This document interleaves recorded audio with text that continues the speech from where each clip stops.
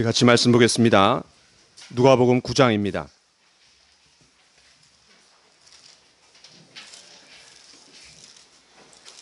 누가복음 9장 28절로 36절까지 말씀입니다. 우리 한 절씩 교독하겠습니다. 이 말씀을 하신 후 8일쯤 되어 예수께서 베드로와 요한과 야고보를 데리고 기도하시러 산에 올라가사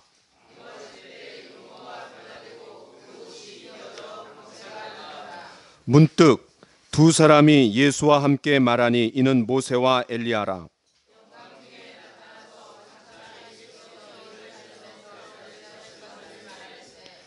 베드로와 및 함께 있는 자들이 깊이 졸다가 온전히 깨어나 예수의 영광과 및 함께 선 두 사람을 보더니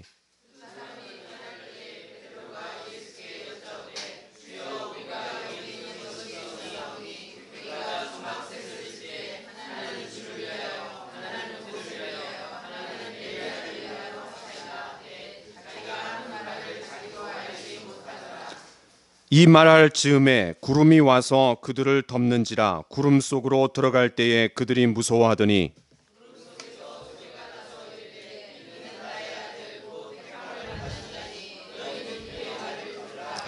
함께 읽겠습니다. 소리가 그침에 오직 예수만 보이더라. 제자들이 잠잠하여 그 본 것을 무엇이든지 그때에는 아무에게도 이르지 아니하니라. 아멘.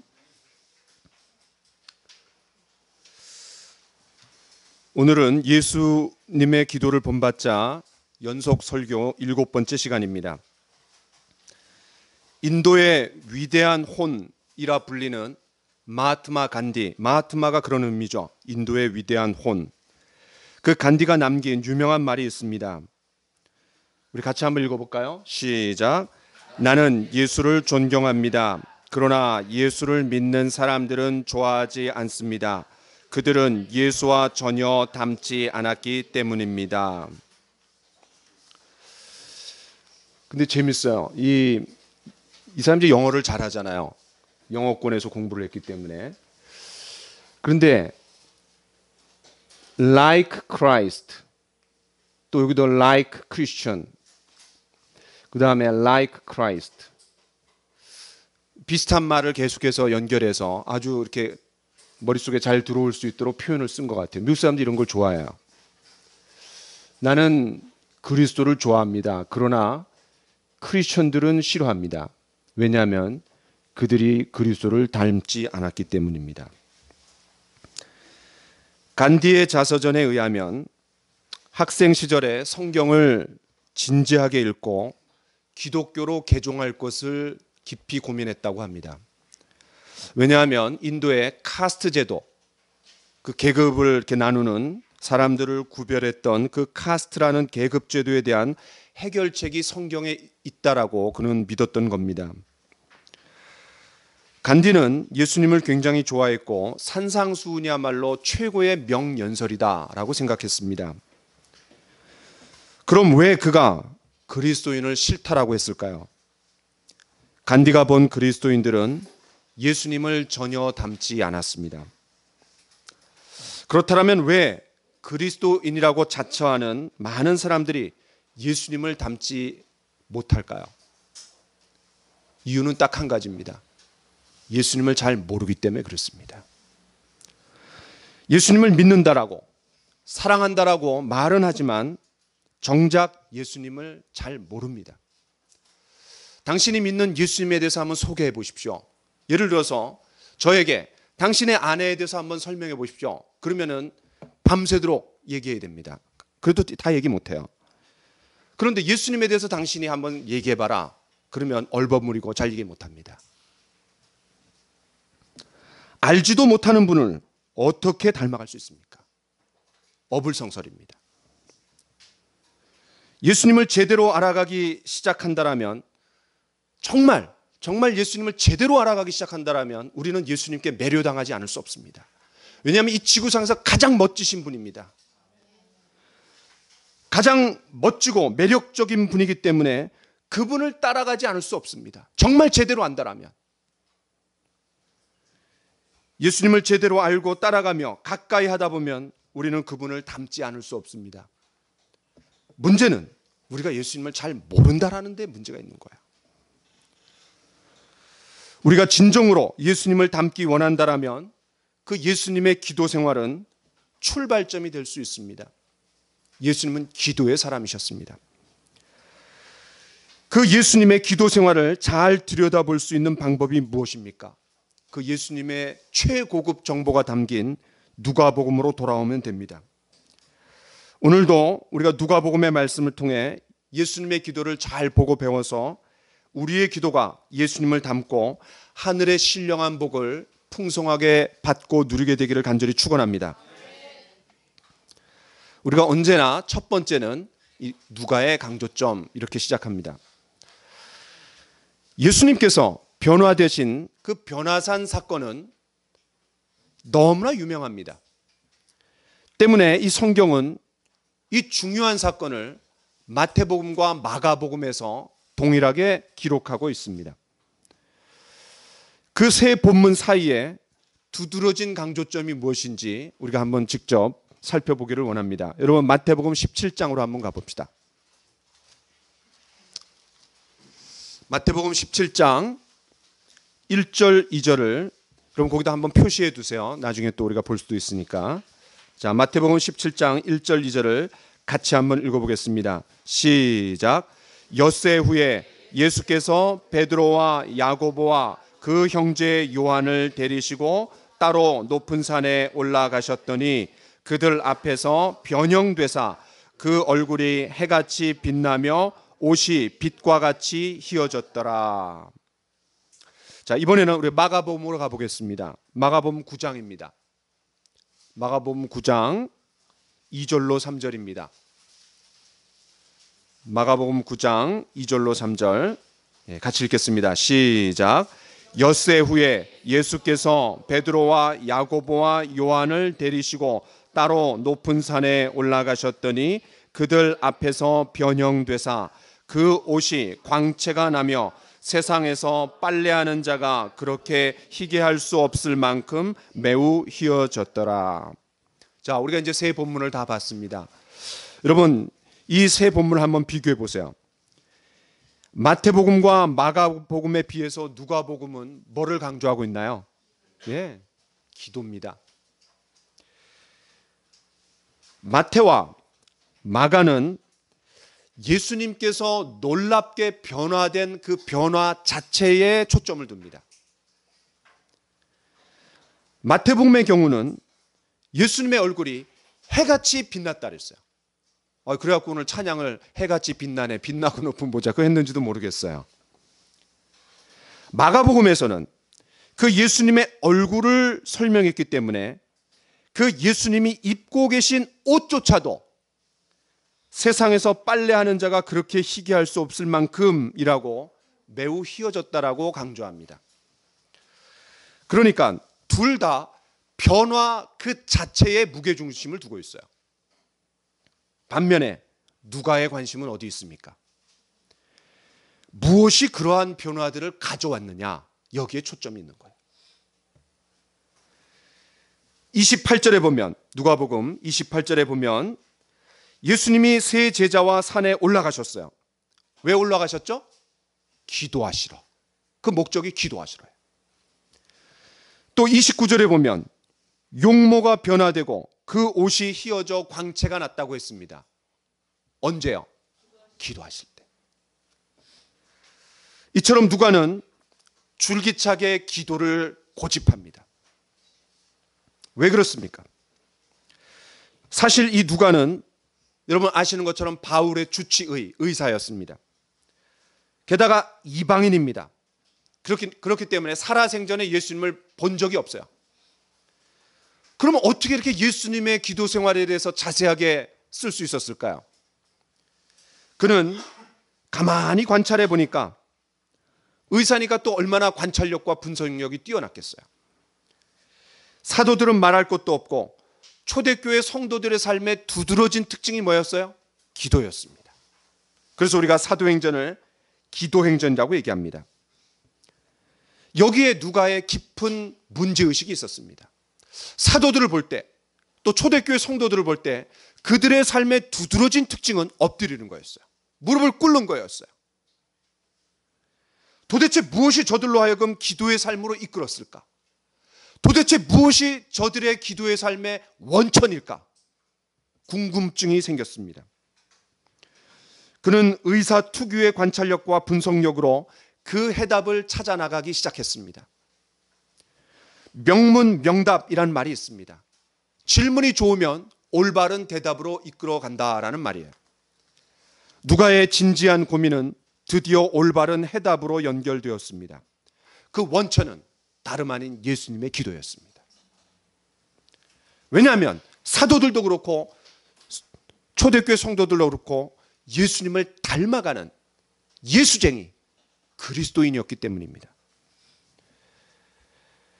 크리스천, 사도행전 11장에 처음으로 등장하는 말입니다. 크리스천. 이 말의 뜻이 뭡니까? 예수님을 닮은 사람들입니다. 그렇다면 저와 여러분도 어떻게 해야 합니까? 예수님의 기도를 본받아야 됩니다. 지난주 청년들하고 어벤져스 영화를 보러 갔습니다. 제가 이제 차를 운전하러 가던 중에 한 청년이 느닷없이 운전 중인 저에게 이렇게 질문하는 거예요. 목사님, 예수님의 기도를 본받자 시리즈 설교 도대체 언제까지 할 거예요? 굉장히 제가 순간 당황했어요. 이 질문을 해석을 잘해야 돼요. 목사님, 참 너무나 좋아갖고요. 언제까지 하실 거예요? 이건지 아니면 목사님, 이젠 지루합니다. 우리 성도들이 기도 이해해 주셔야죠. 언제까지 할 겁니까? 이 해석을 잘해야 돼요. 그래서 제가 물었습니다. 영태가 왜 물어보는데? 왜 물어보는데? 그러니까 당황했는지 아니요 그냥 어쨌든 제가 뭐라고 답했냐면 야 누가복음에 예수님의 기도가 9번 나오지 않니? 그런데 4번째를 설교했으니까 최소한 5번은 더 하지 않겠니? 그랬더니 더 이상 답이 없었습니다. 그러나 마음속에 뜨아라고 했는지 아니면 휴라고 했는지 알 수가 없습니다. 그런데 이제 제가 작년에 요한복음 15장에 참포도나무 되신 예수님에 대해서 6번 말씀을 전한 적이 있어요. 그때도 어떤 청년이 저한테 도전적인 질문을 했습니다. 목사님, 도대체 언제까지 이 설교할 겁니까? 아니 회사에서 내 삶을 살아가기도 바쁜데 무슨 전도냐고요. 뭐 이런 분위기였어요. 너무 부담스러우니 그만 설교했으면 좋겠다라는 거예요. 왜냐하면 전도에 대한 설교는 누구나 부담스러운 거예요. 그렇죠? 그걸 또 6번이나 했으니까 제가. 그런데 감사한 건요. 그 청년의 관심사가 많이 바뀐 것 같아요. 최근에 중보기도 제목 올라온 거 보니까 회사에서 그리스도의 대사 역할을 감당하도록 이렇게 나와 있는 거예요. 야, 그러니까 제가 줄기차게 하여튼 얘기하면 바뀌는구나. 이걸 깨달았어요, 제가. 설교자의 목표는 이제 요즘에는 이제 설교자가 웃겨야 되는 것 같아요. 그래서 많은 이제 엔터테인먼트처럼 이제 그런 설교들을 성도들이 좋아하는데 사실은 설교자의 목표가 뭐냐면 성경을 잘 풀어내서 계속해서 예수 그리스도에게 시선을 집중하도록 만드는 게 설교자의 목표입니다. 그렇게 되면 우리의 사고와 언행의 변화가 일어납니다. 성경의 원리 그대로예요. 자, 우리 같이 한번 읽어볼까요? 시작. 그러므로 함께 하늘의 부르심을 받은 거룩한 형제들아, 우리가 믿는 도리의 사도이시며 대제사장이신 예수를 깊이 생각하라. 믿음의 주요 또 온전하게 하시는 이인 예수를 바라보자. 그렇습니다. 히브리서의 성도들은 극심한 박해 가운데 있었습니다. 그 과정에서 믿음을 저버리는 배교자도 생겨나기 시작했어요. 그때 이 히브리서의 저자는 끊임없이 예수 그리스도를 깊이 생각하십시오. 예수님을 바라보십시오. 라고 도전합니다. 좋아하든지 안 좋아하든지 저는 줄기차게 예수님의 기도에 대해서 말씀을 전할 겁니다. 그러다 보면 그 질문한 청년이 누군지는 모르겠지만 얼마 지나지 않아갖고 예수님을 닮은 기도의 사람이 되게 해주세요 라고 기도 제목이 나오지 않겠어요. 앞에서는 세 개의 복음서를 비교해 보면서 누가의 강조점을 찾아보았습니다. 이번에는 범위를 좀 더 좁혀갖고 왜 변화산 경험이 필요했는지를 좀 살펴보려고 합니다. 여러분 누가복음으로 돌아오세요. 먼저 제자들 입장에서 한번 생각해 보겠습니다. 28절에 보면 이 말씀을 하신 후라고 했고 8일쯤 되어 아주 분석력이 예리한 분은 목사님 마태복음과 마가복음에서는 6째 날 이렇게 하지 않았습니까? 그래갖고 누가복음은 쯤이라는 말을 붙인 거예요. 쯤. 그러니까 8일째가 아니라 한 8일쯤 비슷한 거예요. 6째 날이나 정확한 건 6째 날이에요. 그런데 8일쯤 이렇게 얘기한 거예요. 그런데 여기에 이 말씀을 하신 후라고 했고 8일쯤 되어라고 했습니다. 이 말씀을 하신 후라는 것은 제자들로부터 신앙 고백을 받은 후 그리고 이어서 그리스도를 따르는 대가를 지불하는 삶 그것을 말한 후에 그러니까 그것들이 변화산 사건하고 아주 연결된다라는 것을 보여주는 거예요. 연관되어 있다라는 거예요. 또 8일쯤 되어라는 말은 그 사건 후에 얼마 지나지 않아 곧 이루는 의미예요. 그러니까 다 연결되어 있다라는 거예요. 흐름이. 좀 더 구체적으로 보면 예수님이 제자들로부터 신앙 고백을 받은 후에 비로소 본격적으로 예수님의 십자가의 고난, 죽음, 부활을 말씀하기 시작했습니다. 우리가 이제 다 잘 아는 거예요. 지금까지 제자들이 모든 것을 다 버리고 주님을 쫓았는데 예수님께서 이렇게 말씀하셨을 때 얼마나 황당했겠어요. 제자들이 당황스러웠을 거예요. 베드로가 이렇게 말하는 건 우리가 충분히 이해가 됩니다. 같이 읽어볼까요? 시작. 베드로가 예수를 붙들고 항변하여 이르되 주여 그리 마옵소서 이 일이 결코 주께 미치지 아니하리이다. 그렇습니다. 지난 2년 이상 동안 예수님을 쫓았어요. 다 버리고. 그러니 항변하지 않겠어요? 저와 여러분도 그렇게 얘기했을 겁니다. 그때 예수님이 뭐라고 하셨습니까? 같이 한번 읽어봅시다. 시작.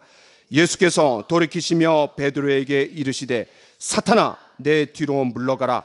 너는 나를 넘어지게 하는 자로다. 네가 하나님의 일을 생각하지 아니하고 도리어 사람의 일을 생각하는도다 하시고 사탄아, 이런 엄청난 저주를 그냥 받았어요. 왜냐하면 하나님의 일, 사람의 일 뭐예요? 십자가를 지지 않으면 그는 구원이 없는 거예요. 십자가 없는 영광을 얘기하는 거예요. 지금 베드로가 얘기하는 거는. 방금 전까지만 해도 베드로의 신앙 고백을 들으신 예수님께서 얼마나 칭찬하셨습니까? 뭐라고 칭찬했냐면 바요나 시몬아 내가 복이 있도다. 너는 베드로라. 내가 이 반석 위에 내 교회를 세우리니 내가 천국 열쇠를 내게 주리니. 이렇게까지 칭찬하셨는데 야 이 사탄아 물러가라. 호된 질책을 들었을 때 얼마나 서운하고 원망스럽고 화가 났겠어요. 또 제자들 앞에서 공개적으로 망신시키니 얼마나 창피했겠어요. 눈물이 찔끔 났을지도 몰라요. 그런데 예수님께서 대노하신 이유는 아까 말씀드렸던 것처럼 십자가 없는 영광을 취하라는 거예요. 그게 사단의 역할입니다. 예수님께서 배가 줄이셨을 때 돌을 떡으로 만들어라. 나에게 절하면 천하만국의 영광을 주겠다 그랬어요. 그 뭐예요? 십자가 없는 영광을 얻으라는 거예요. 계속해서 이 사단은 십자가를 지지 않도록 회유하는 거예요. 그런데 그 앞잡이 노릇을 누가 하고 있는 거예요? 베드로가 하고 있는 거예요. 베드로. 이제 예수님은 여기서 멈추지 않았습니다. 여세를 몰아서 자신을 따르는 제자들에게 그 제자의 삶이 단순히 따라가는 삶이 아니라 어디까지 따르는 삶을 얘기했어요? 십자가까지 따르는 삶을 얘기했어요. 그래서 23절에 보니까 날마다 제 십자가를 지고라고 얘기합니다. 그 신앙 고백 이후에 십자가를 지는 삶에 대해서 얘기하는 거예요. 더군다나 24절에 보니까 누구든지 제 목숨을 구원하고자 하면 잃을 것이요 누구든지 나를 위하여 제 목숨을 잃으면 구원하리라. 이야, 이건 더 황당한 얘기예요. 결국 어떻게 하라는 거예요? 죽으라는 얘기예요. 십자가를 지는 삶의 대가가 너무나 혹독합니다. 바로 이때 바로 이때 예수님은 너무나 낙심한 제자들을 향해 위로하고 격려할 필요가 있었습니다. 그래서 주신 말씀이 27절이에요. 같이 읽겠습니다. 시작. 내가 참으로 너희에게 이르노니 여기 서 있는 사람 중에 죽기 전에 하나님의 나라를 볼 자들도 있느니라. 이거 해석을 잘해야 됩니다. 제자들이 살아생전에 주님이 재림하신다라는 의미가 아니라 바로 그 뒤에 나오는 변화산 사건을 얘기하는 거예요. 얼마나 놀라운 말씀입니까? 죽기 전에 하나님의 나라를 본다. 이 세 제자가 변화산에서 주님이 재림하셔갖고 그 하늘에서 일어난 사건을 목도하는 거예요. 목도하는 거예요. 그 세 명의 제자들에게 변화산 경험이 너무나 놀라웠습니다. 걱정하고 두려워하는 그들에게 얼마나 격려가 됐겠어요. 그 예수님이 십자가 죽음으로 모든 것이 끝나는 것이 아니라 부활 후에 영광스러운 모습을 미리 볼 수 있는, 또 장차 승천하셔서 하늘의 성도들과 교제하시는 영광스러운 모습을 제자들에게 미리 보기를 한 거예요. 맛보기를 한 거예요. 바로 이 일을 위해 예수님은 먼저 간절하게 기도하셨던 거예요. 그 제자들이 십자가 고난과 죽음만 보지 않고 눈을 열어서 하늘 체험을 하기를 바랐던 거예요. 우리가 전에 본 것처럼 열왕기하 6장에서 엘리사의 사환이 아람 군대가 겹겹이 쌓인 것을 보고 두려워했는데 그 엘리사가 뭐라고 얘기합니까? 눈이 열려서 하늘의 불말과 불병거를 보기를 원했던 것과 똑같은 것입니다. 베드로는 그 당시에는 이해를 못했어요. 그러나 그 의미를 깊이 그 당시에는 깨닫지 못했지만 나중에 그때 그 경험을 소중하게 간직해서 이렇게 표현했습니다. 같이 읽어보겠습니다. 시작. 우리 주 예수 그리스도의 능력과 강림하심을 너희에게 알게 한 것이 교묘히 만든 이야기를 따른 것이 아니요 우리는 그의 크신 위엄을 친히 본 자라. 지극히 큰 영광 중에서 이러한 소리가 그에게 나기를 이는 내 사랑하는 아들이요 내 기뻐하는 자라 하실 때에 그가 하나님 아버지께 존귀와 영광을 받으셨느니라. 이 소리는 우리가 그와 함께 거룩한 산에 있을 때에 하늘로부터 난 것을 들은 것이라. 그렇습니다. 그때의 체험, 그때의 경험, 그때의 깨달음, 물론 성령께서 오신 이후에 예수님께서 부활하시고 승천하신 이후에 깨달았지만, 그 의미를 깨달았지만 너무나 마음속에 깊이 자리 잡은 체험이었어요. 비록 십자가 고난과 죽음을 당하시지만 예수의 능력, 그분의 재림에 대한 소망을 이 사건을 통해서 깊이 깨달은 거예요. 특별히 성부 하나님께서 이는 내 사랑하는 아들이요 내 기뻐하는 자라 라고 말씀하시는 음성을 들었을 때 얼마나 위로와 격려되었겠어요. 그렇지 않고서야 성경이 이걸 기록했겠어요. 우리 중에 정말 위로가 필요하신 분 있습니까? 정말 격려가 필요한 분 있습니까? 인간적으로 어떤 말과 어떤 위로도 사실은 약합니다. 그러나 우리가 무릎을 꿇고 기도할 때 저는 주님만이 주시는 놀라운 평강, 기쁨, 그리고 그것이 그의 놀라운 간증이 될 걸 믿습니다. 그것은 제자들만을 위한 게 아닙니다. 예수님에게도 필요한 거였어요. 예수님 입장에서 변화산 사건이 어떤 의미가 있는지 좀 생각해 봅시다. 제자들에게 위로와 격려가 필요했습니다. 그러나 예수님에게도 다시금 사명을 고취하는 그런 중요한 사건이 되었습니다. 예수님께서 공적인 삶으로 들어오신 지 2년이 훨씬 지났습니다. 이제 사역의 막바지로 접어들기 시작했습니다. 제자들에게 십자가 고난과 죽음 그리고 부활에 대해서 본격적으로 가르치기 시작합니다. 십자가 죽음이 가시권에 접어들었습니다. 이때 예수님이 제자들에게만 십자가를 지라고 말씀하시는 것이 아니라 예수님도 십자가 죽음을 준비하시며 새롭게 각오를 다지실 필요가 있었습니다. 그것을 우리가 어떻게 합니까? 우리 누가복음 지난번에도 읽었지만 51절을 같이 한번 읽겠습니다. 누가복음 9장 51절 시작. 예수께서 승천하실 기약이 차감해 예루살렘을 향하여 올라가기로 굳게 결심하시고, 여러분 굳게 결심하시고, 이 말씀이 얼마나 비장한 각오입니까? 입을 꽉 다물고 무릎에 힘을 주고 아주 담대하게 예루살렘을 향해 걸어가기로 결정하시는 거예요. 갈릴리 사역을 마치시고 북쪽에서의 사역을 마치시고 이제 예루살렘을 향하여 올라가는 거예요. 사역 초기에, 아니 시작점에 우리가 잘 본 것처럼 세례 요한에게 세례를 받으실 때 그분은 세례를 받으셨어요. 죄가 없으신 예수님이 세례를 받으셨어요. 왜? 십자가의 죽음을 가겠다라는 거예요. 그 결단을 순종하신 후에 기도하셨어요. 왜? 그 결단을 끝까지 잘 이루어갈 수 있도록 주님 도와주십시오.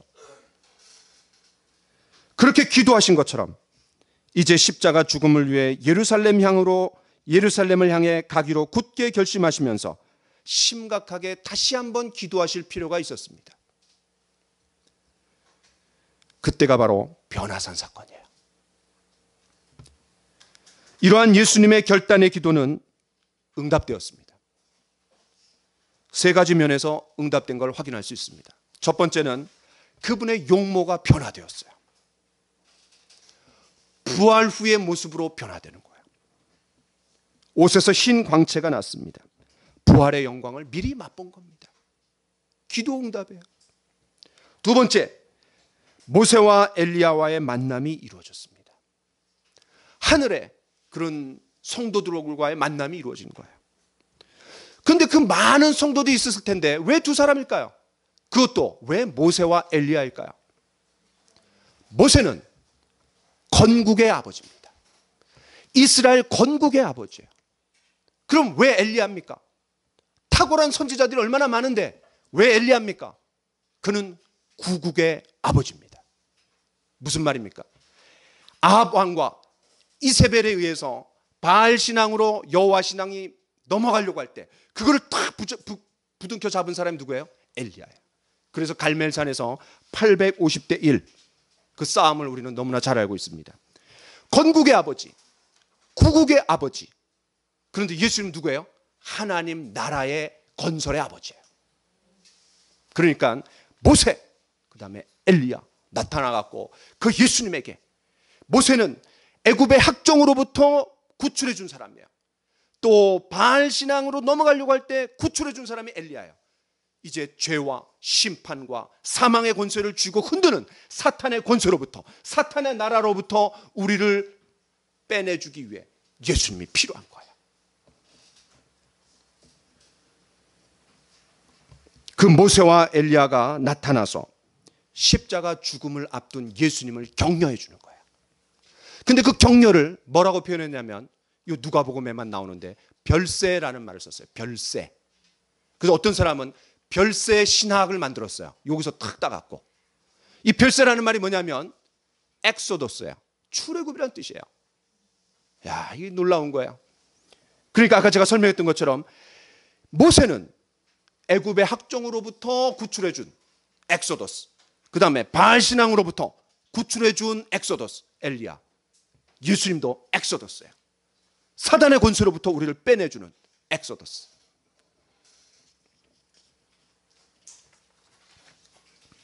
세 번째는, 왜 기도가 응답됐는지 알 수 있는 세 번째는, 세례를 받으실 때도 하나님의 음성이 실제로 들렸어요. 그런데 이때도 하나님께서 음성을 주셨어요. 35절을 같이 한번 읽어봅시다. 시작. 구름 속으로 소리가 나서 이르되 이는 나의 아들 곧 택함을 받은 자니 너희는 그의 말을 들으라.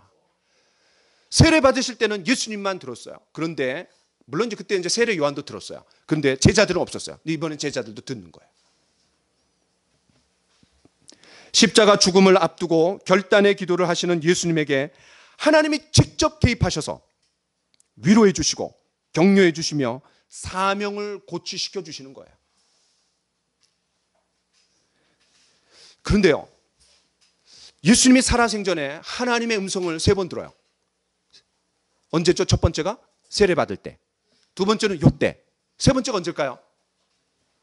자, 같이 한번 읽어보겠습니다. 시작. 이에 하늘에서 소리가 나서 이르되 내가 이미 영광스럽게 하였고 또 다시 영광스럽게 하리라 하시니. 요한복음 12장은 13장이 뭐냐면은 6월절 만찬이에요. 그리고 12장이 엿새 전이에요. 십자가 죽기 엿새 전. 그러니까 사역 초기에, 그 다음에 한 2년이 지나갔고, 그 다음 막바지에 하나님 음성을 주시는 거예요. 근데 재밌죠? 그 십자가의 길을 가고자 하는 예수님에게 이 음성이 굉장히 위로가 됐을 거예요. 그리고 하나님의 승인 아니에요. 참 하나님이 그 길을 인정해 주시고, 제자들도 예수님에 대해서 인정했어요. 주는 하나님의 살아계신 하나님의 아들이시니이다. 주는 그리스도시요 살아계신 그러니까 사람의 인정도 필요했지만 위로부터 하나님의 인정도 필요했어요, 예수님이. 그런데 놀라운 것은 저와 여러분들이 잘 알고 있는 것처럼 예수님이 십자가에서 울부짖어 기도하십니다. 어떻게 기도하시죠? 엘리 엘리 라마 사박다니, 나의 하나님 나의 하나님 어찌하여 나를 버리시나이까. 그런데 그렇게 울부짖고 기도하는데 음성이 없어요. 아니 3번씩이나 음성을 직접 주신 분이 음성이 없어. 왜냐하면 그 순간만큼은 죄덩어리예요. 모든 인류의 죄짐을 지고 있는 죄덩어리예요. 그래서 고린도후서 5장 21절에 그분은 우리의 죄가 되셨다 그랬어요. 이처럼 변화산 사건은 제자들은 물론이고 예수님에게조차도 큰 의미가 있었습니다. 이 중요한 상황에서 제자들로부터 신앙 고백을 받으실 뿐만 아니라 더 중요한 건 성부 하나님으로부터 직접 음성을 들으심으로 말미암아 승인이 필요한 거예요. 인정이 필요한 거예요.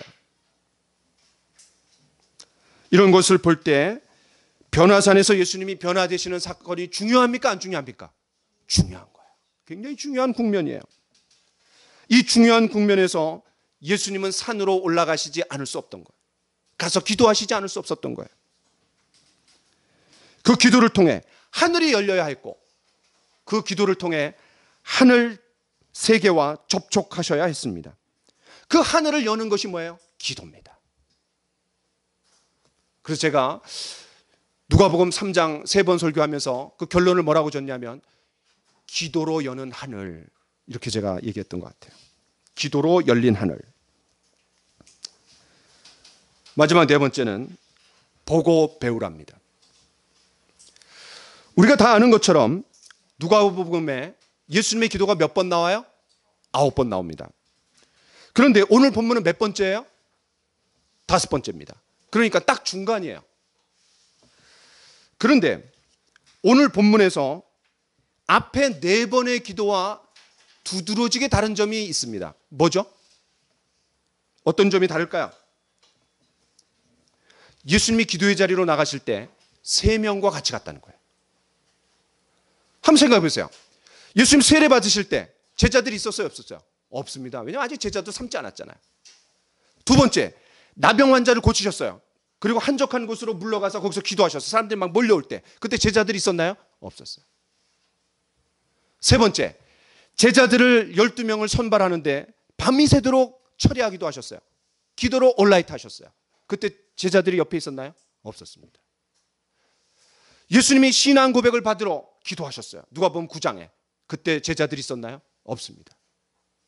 유일하게 요 5번째, 지금까지 요 5번째, 처음이에요.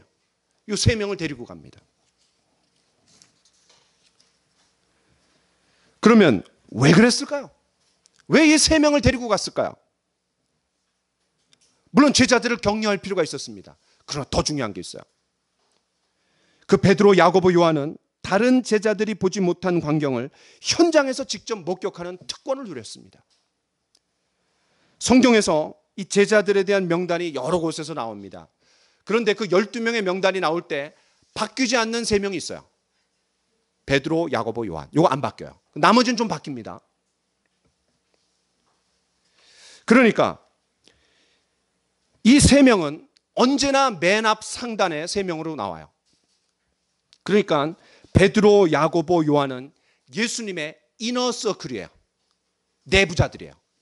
핵심 멤버예요. 핵심 멤버. 이런 걸 보면요, 12제자라고 해서 다 제자가 아니에요. 다 똑같지 않아요. 특별히 이 3명이 예수님께 중요했습니다. 핵심 멤버예요. 이런 걸 알았는지 야고보와 요한이 엄마의 치맛바람까지 동원해 갖고 예수님의 좌우편에 앉혀달라고 그랬는지 모르겠어요. 그걸 인식했나 봐. 그런데 예수님께서 특별히 이 3명에게 집중하시며 이 3명만 따로 데리고 가신 적이 몇 번일게요? 3번입니다. 3명, 3번. 첫 번째는 회당장 야이로의 딸이 죽었을 때 다른 제자들이 허락하지 않았어요. 다른 제자들은 허락하지 않고 이 3명만 데려갔어요. 그게 누가복음 8장에 나옵니다. 8장. 두 번째 본문이 오늘 본문이에요. 예수님께서 영광스럽게 변화되시는 장면을 보고 모세와 엘리야가 함께 나타나 예수님과 대화하시는 장면. 또 베드로가 얼마나 황홀하고 좋았으면 그곳에 초막셋을 짓고 살자랬어요. 또 하늘에서 나는 음성을 들을 수 있는 특권이 요 딱 3명에게 주어졌어요. 굉장한 경험이에요. 마지막에 언제예요? 겟세마네 동산에서 예수님 땀방울이 빗방울이 되도록 기도하실 때, 그때 3명만 데리고 갔어요. 그 예수님이 통곡과 오열 속에서 하나님의 뜻에 굴복하시는 기도를 이 3명의 제자들만 가장 가까운 거리에서 들을 수 있었어요. 그런데 흥미로운 사실은요, 이 3명의 제자들을 예수님이 따로 데리고 가서 함께 시간을 보낸 이 3번에 2번이 뭐예요? 3번 중에 2번이 기도입니다. 3번 중에 2번이 기도의 자리예요. 예수님은 다른 어떤 때보다도 기도의 자리에 그 3 제자를 초청한 거예요. 저는 다른 어떤 시간보다도 기도의 자리에 나오는 분들은 너무나 귀한 분들이라고 생각이 돼요. 왜냐하면 이 기도의 순간만큼은 하나님의 은혜를 구하고 하나님의 능력의 줄을 닫게 하는 중요한 순간이잖아요. 그러면 왜 예수님이 이렇게 3 제자들을 초청해 갖고 기도의 자리로 불렀을까요? 그들을 위로하고 격려하는 것도 목적이지만 더 중요한 거는 기도를 배우라는 거예요. 기도를 배우라는 거예요. 그래서 예수님처럼 기도의 삶을 살라는 거예요. 내 기도하는 그 시간 같이 할까요? 그때가 가장 즐겁다. 주 세상에서 일찍이 저 요란한 곳 피하여 빈들에서 나 산에서 온 밤을 세워 지내사 주 예수 친히 기도로 본본을 보여주셨네. 그렇습니다. 야, 찬송가의 저자가 이거를 딱 잡아내는 거예요. 주 예수 친히 기도로 큰 본을 보여주셨네. 이처럼 평소에 기도의 본을 보여주셨기 때문에 제자들이 이렇게 요청하는 것은 너무나 자연스럽고 당연합니다. 자, 여러분 누가복음 11장으로 가봅시다. 누가복음 11장 1절 같이 읽겠습니다. 시작. 예수께서 한 곳에서 기도하시고 마치심에 제자 중 하나가 여짜오되 주여, 요한이 자기 제자들에게 기도를 가르친 것과 같이 우리에게도 가르쳐 주옵소서. 목적어가 빠졌습니다. 뭐를 가르쳐 달라는 거예요? 기도를 가르쳐 달라는 거예요. 우리가 이제 다음 시간에 이 본문을 볼 텐데 그 요청의 결과가 뭐죠? 저 유명한 주기도문입니다. 기도의 완벽한 모델. 우리가 예배 마치면서 성령으로 부르는 주기도문. 이 주기도문이 이런 예수님의 본을 통해서 나오는 거예요. 이런 걸 보면 예수님은 탁월한 스승이십니다. 왜요? 본으로 가르침을 삼는 거예요. 본으로 권위를 삼는. 오늘 어린이 주일이면서 동시에 어버이 주일로 지킵니다. 저와 여러분들이 우리 자녀들에게 무엇을 유산으로 남겨야 되겠습니까? 많은 걸 유산으로 남겨야 되죠. 그러나 가장 중요한 것은 신앙일 겁니다. 우리 자녀들이 부모님을 생각했을 때 나중에 이제 추도 예배 드릴 거예요. 근데 기억할 게 별로 없어. 야, 그럼 정말 이거는 너무 안타까워. 추도 예배 드릴 때마다 야, 우리 부모님이 눈물을 흘려가시며 무릎을 꿇고 기도하신 모습. 우리 부모님이 성경을 읽으며 기도하신 모습. 우리 부모님이 복음을 전하시는 모습. 우리 부모님이 사람들을 섬기고 양육하고 훈련하시는 모습. 우리 부모님이 자신의 뜻을 꺾고 주님께 굴복하시는 모습. 그런 모습들이 기억 속에 남도록 했다라면 그 부모는 정말 성공한 부모일 겁니다.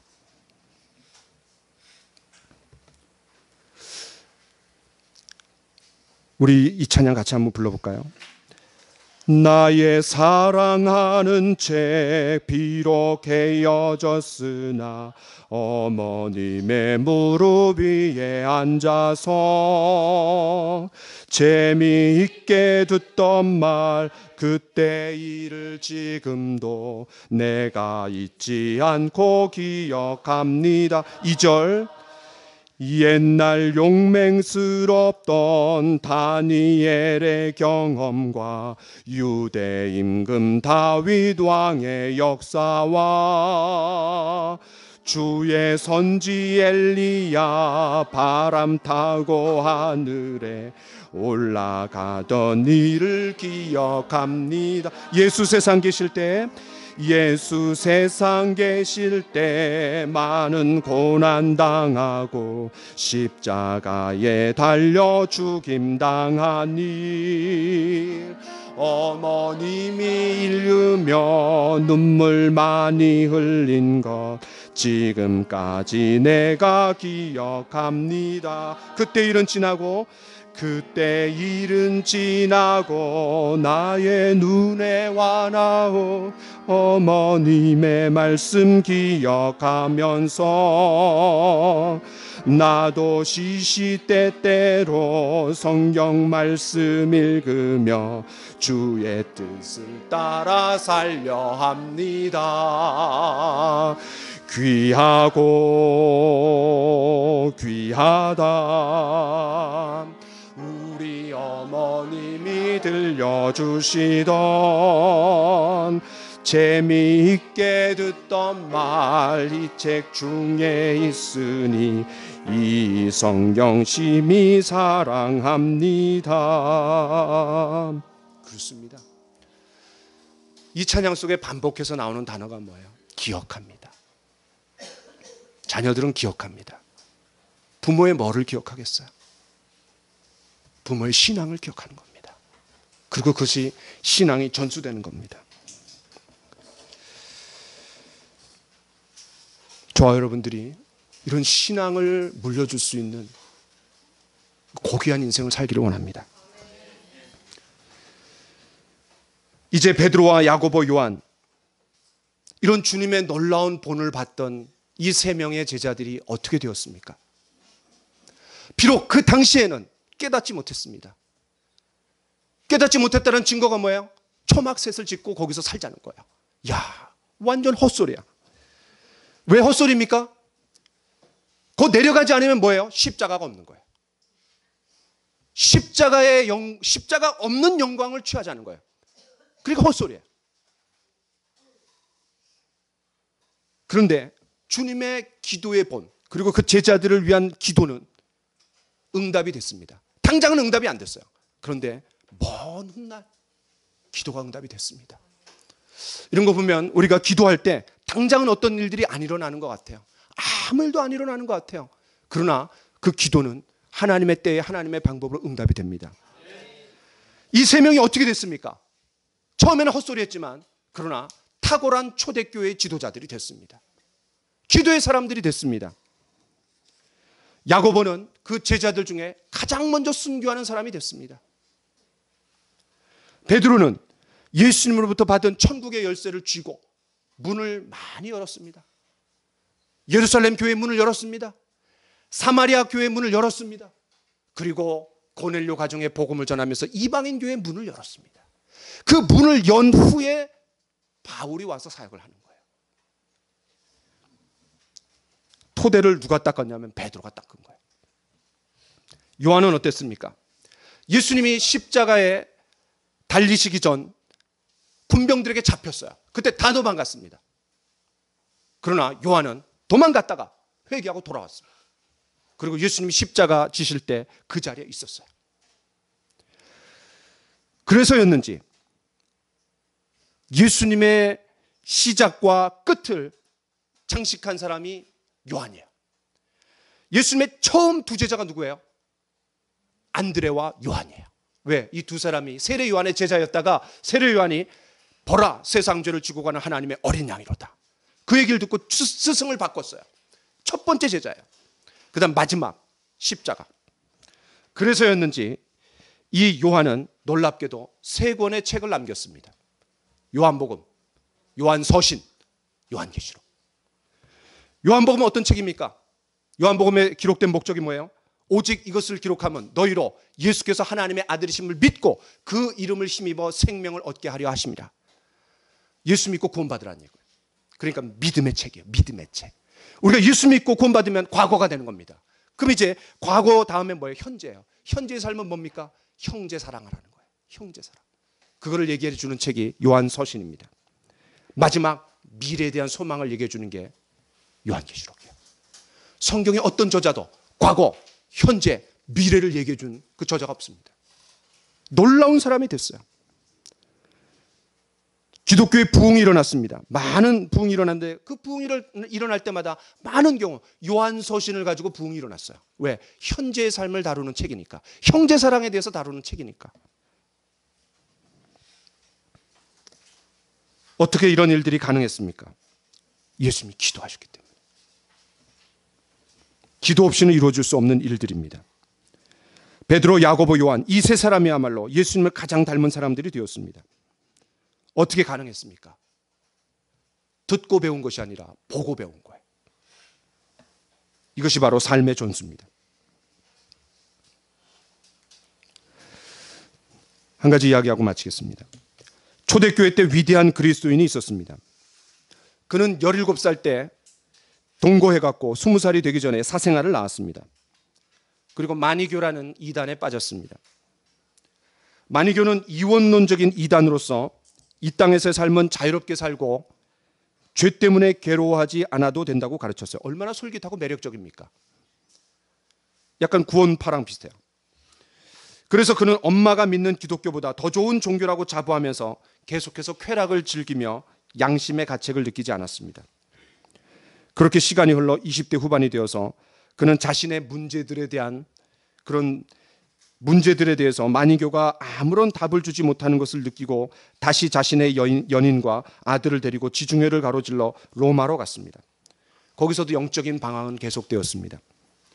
그러던 어느 날 한 음성을 듣게 됩니다. 동네 아이들이 지나가면서 노래를 하는 거예요. 톨레 레게, 톨레 레게라는 음성을 들었어요. 그게 뭐냐면 라틴어로 집어서 읽어라, 집어서 읽어라, 톨레 레게. 그래서 마침 옆에 성경이 있었어요. 그걸 집어서 폈는데 그 편 성경이 뭐냐면 제가 읽어보겠습니다. 낮에와 같이 단정히 행하고 방탕하거나 술 취하지 말며 음란하거나 호색하지 말며 다투거나 시기하지 말고 오직 주 예수 그리스도로 옷 입고 정욕을 위하여 육신의 일을 도모하지 말라. 여러분 옆에 성경을 두지 마세요. 두면은 그거 읽어야 되잖아요. 또 펴면은 이런 게 나와요. 그런데 이 성경 말씀이 얼마나 어거스틴, 지금 말하는 게 어거스틴이에요. 어거스틴의 삶에 얼마나 일치됩니까? 그 구절을 읽는 순간 그는 꼬꾸라졌습니다. 모든 의심과 두려움이 사라져 버렸습니다. 그리고 어렸을 때 어머니로부터 들었던 말씀으로 마음을 돌이킵니다. 어머니가 계신 북아프리카로 돌아와 세례를 받았습니다. 그는 어머니와 함께 어렸을 때 거닐었던 강가를 같이 걸으며 이런 말을 했습니다. 어머니, 저 강물이 어떻게 이처럼 푸르고 아름다울 수 있을까요? 어머니가 말했습니다. 아들아, 저 강물은 어제나 작년이나 네가 어렸을 때도 여전히 그대로 아름다웠단다. 단지 너의 보는 눈이 달라졌구나. 그렇습니다. 세상은 달라진 것이 없지만 그 세상을 바라보는 눈과 마음이 달라진 거예요. 그의 회심의 증거입니다. 그가 누구입니까? 저 유명한 성 어거스틴입니다. 이 성 어거스틴이 얼마나 유명하냐면 이 사람이 300년대와 400년대 살았는데 AD 이런 말을 합니다. 어거스틴 이후에 나오는 모든 신학은 그가 말한 거에 각주에 불과하다. 여러분, 본문이 중요합니까? 각주가 중요합니까? 본문이 중요한 거예요. 이 사람 본문을 다 썼다는 거예요. 그거에 대해서 설명하고 덧붙인 게 각주예요. 이 사람 때 신학이 완성이 된 거예요. 어거스틴이 망나니 같은 삶을 뒤로하고 어떻게 회심하고 위대한 그리스도인이 될 수 있었습니까? 어느 날 어거스틴의 어머니가 교회당 뒤편에 앉아 통곡하며 울었습니다. 그때 교회를 담당하던 암브로시우스라는 유명한 감독이 무슨 아픈 사연이 있나 하고 찾아갔습니다. 그리고 곁에 와서 물었습니다. 부인, 무슨 어려운 일이 있습니까? 그때 부인이 감독님, 내 아들이 이단에 빠졌습니다. 어떻게 하면 좋아요? 라고 막 후니껴 우는 거예요. 그때 암브로시우스가 이 부인에게 역사에 남을 만한 위대한 말을 한마디 남겼답니다. 걱정 마십시오, 부인. 기도하는 어머니의 자식은 절대로 망하지 않습니다. 저와 여러분 모두에게 필요한 그런 말 아닙니까? 통곡을 하던 그 부인이 누굽니까? 그녀가 바로 어거스틴의 어머니 모니카였습니다. 사무엘은 그의 사역이 다 끝나는 날, 이제 내가 너희를 위하여 기도하기 쉬는 죄를 범하지 않겠다. 사역의 종착역, 아니 죽을 때까지 기도의 사역은 끝나지 않은 겁니다. 예수님이 손으로, 발로, 입으로 할 수 없는 사역, 더 이상 그런 아무런 사역을 할 수 없었을 때 십자가에서 기도의 사역만큼은 놓지 않았습니다. 오늘 어버이날, 어린이날, 저와 여러분들이 예수님이 그 세 제자에게 본을 보이면서 가르침을 줬던 것처럼 저와 여러분들이 부모로서 본을 보이면서 그들에게 신앙을 전수하는 저와 여러분들이 되기를 원합니다. 우리 다시 한번 나의 사랑하는 책, 우리 같이 한번 찬양하면서 기도하겠습니다.